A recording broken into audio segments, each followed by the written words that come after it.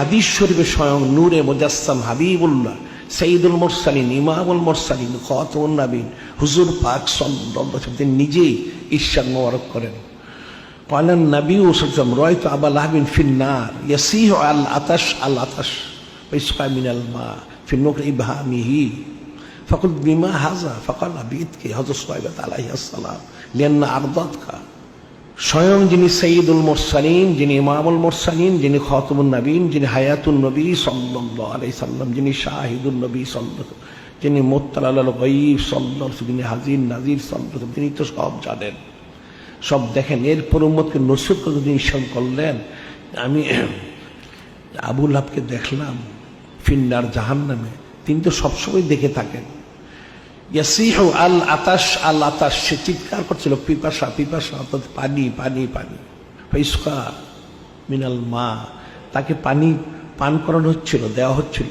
ফিন্নুকরে ইবহামি, এই দুই আঙ্গুলের মাঝ দিয়ে, বৃদ্ধাঙ্গুল এবং সাদত আঙ্গুল, এই দুই আঙ্গুলের মধ্য দিয়ে ফিন্নুকরে ইবহামি, এই যে গর্তের মতো জায়গাটা, এখান থেকে ঠান্ডা শীতল পানি প্রবাহিত হচ্ছিল, পানি দেওয়া হচ্ছিল।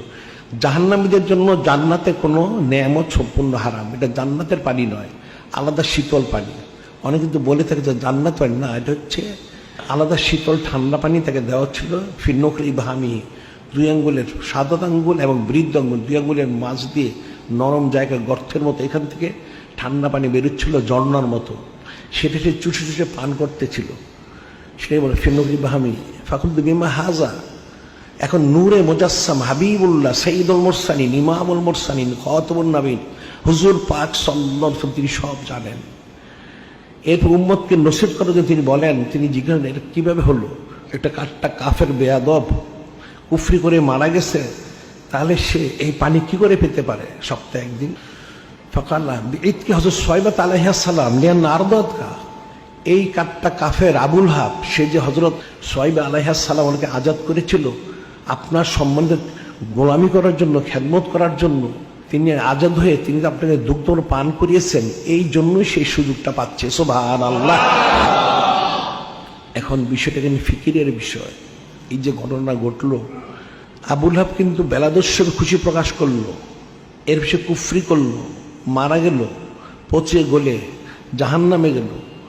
এরপরে সে সপ্তাহে একদিন সুবিধা পাচ্ছে। কি কারণ? একমাত্র কারণ হচ্ছে নূরে মুজাসসাম হাবিবুল্লাহ সঈদুল মুরসালিন ইমামুল মুরসালিন খাতামুন, যিনি হায়াতুন নবী সাল্লাল্লাহু আলাইহি, যিনি শাহিদুন নবী, যিনি মুত্তালাল গায়ব সাল্লাল্লাহু আলাইহি সাল্লাম, হাজির এবং নাজির সাল্লাল্লাহু আলাইহি, ওনার এই সম্বন্ধে খেদমত করার কারণে সেই ফজিলতটা পাচ্ছে। সুবহানাল্লাহ।